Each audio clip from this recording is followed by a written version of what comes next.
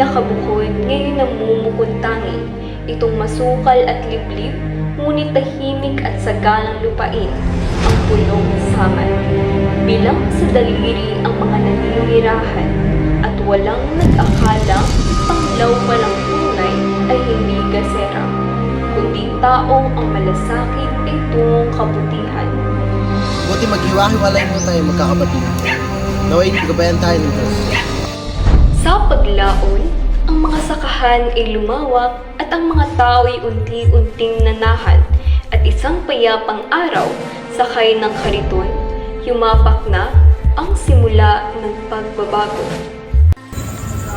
Mahal, pangako isasaayos ko ang lugar na ito upang magiging pamilya natin mamuhay ng maayos. At tutulungan kita. At ang unang parangal ni Dalmasio sa pangakong ito ay ang pagtatatag ng bunglo upang mapamunuan ang lugar. Pamayanan o sa isang baryo pa lang ito ng Aliaga noong araw. So lahat ng mga problema sa bayan hanggang sa nagkaroon na sila ng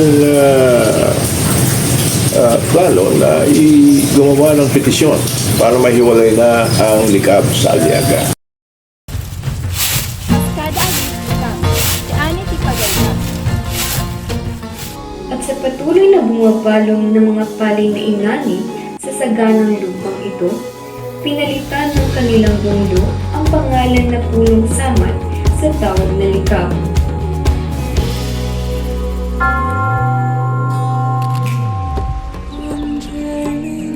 Panginoon, saan mabigyan ng administrasyong sibil ng pamahalaan ng Espanya ang kahilingan ng aking mga kababayan na kami makabukod mula sa Aliaga.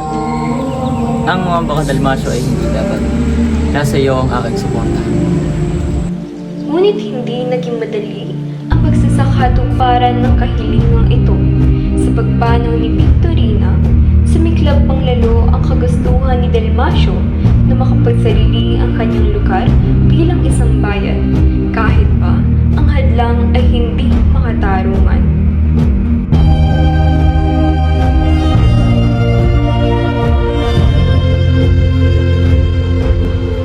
Ako'y handang sumang-ayon sa inyong kahilingang magsarili bilang isang bayan ang inyong baryo. Ngunit kung kayo lamang ay makapagbibigay ng donasyon sa simbahan na katumbas ng 10 taong pagbabayad ng buwis ng likab sa bayan ng Aliaga. Isinangguni kaagad ni Dalmasio ang naturang kondisyon sa kanyang mga kababaryo. Ang donasyon na noong panahong iyon ay nagkakahalaga ng 25,000 piso ay kanyang naliko. At marahil, hindi ito inaasahan ng kura paroko na ito ng Aliaga, kung kaya't hindi pa siya nakontento. Hiniling ng kura na magbigay pa ang mga tagalikab ng isang malaking kampana para sa simbahan ng Aliaga upang tuluyan siyang sumang-ayon. Kahit pa sa pakiramdam ni Dalmasio ay sinasamantala na sila, masugid lamang siyang sumunod dahil ang pinaka-importante ay ang maging isang bayan ang likab at muli ang kanyang ninais ay kanyang nakuha. Mga minamahal kong Likabenyos, magiging isang bayan na tayo! Ngunit sa kabila ng tagumpay na ito, para sa pagsasarili ng bayan na likab, ilang buwan lamang ang nakalipas mula nang maihatid ang kampana sa simbahan ng Aliaga. Unti-unting nahulog ang katawan ng magiting na Likabenyo na si Don Dalmasio. Nalingid sa kaalaman ng kanyang mga kababayan ay may matagal na palang may malubhang karamdaman. Pumanaw siyang hindi na nasilayan pa ang tuluyang pagsasarili ng bayan ng likab mula sa bayan ng Aliaga. Inabot pa ng 10 taon matapos pumanaw si Dalmasio upang tuluyang maisakatuparan ang pagsasarili ng bayan ng likab. Mumuntingan tunay ang nasabing lugar, ngunit bunsod nito ay naglalakihang tao sa kasaysayan ng buong bansa. Kasabay ng pag-usbong ng likab sa mapa ng Pilipinas, ang pagsiklab ng puso ng isa sa dakila nitong tagapagligtas, si General Manuel Piño, ang pinakabatang general ng inang bayan. Pinagmamalaki ka namin ng iyong inhay, hindi lamang namin, kundi ng buo nating bayan. Oo anak, dahil kung ang isang tubong pulong samat ay kayang makapagpalaya ng buong bansa, kakayanin ng Licabeños ang pagbubukod bilang sariling bayan sa mapa. Salamat, Nay, Tay.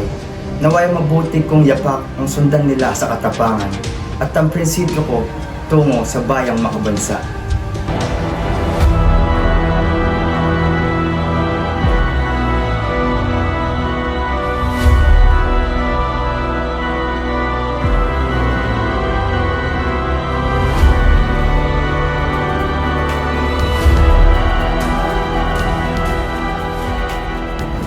Ayun ang sabi sa akin ni Lola. Palagian pa nga ko ikwento niya. Para mo proud na proud siya sa bayan. Yun pala ang kwento ng bayan natin. Kaya pala Kariton Festival kasi Kariton ang sa Kaligaw Dalmasyo pag una siyang mapadpad sa lugar na ito.